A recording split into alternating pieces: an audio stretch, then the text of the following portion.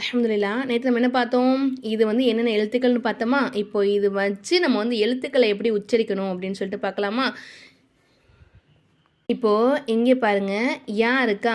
மேல என்ன இருக்கு? கதா ஜபர் இருக்கு. அதுக்கு மேல சின்ன மத்து இருக்கு. இது எப்படி நம்ம ஓதணும்? கை நல்லா விரல விட்டுக்கோங்க. இப்படி இப்படி ஸ்டார்ட் பண்ணிக்கோங்க. இப்படி இப்படி நம்ம எண்ணணும். ஓகேங்களா?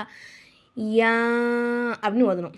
அதாவது 3 மத்துக்கு இந்த பெரிய சின்ன மத்துக்கு 3 அலிஃபுக்கு நம்ம நீட்டணும். இங்கே பாருங்கள் லாமுக்கு மேலே ஜபர் இருக்குது, அலிஃபுக்கு மேலே இந்த மாதிரி பெரிய மத்து இருக்கா, பெரிய மத்து இது. இது எப்படி ஓதணும்?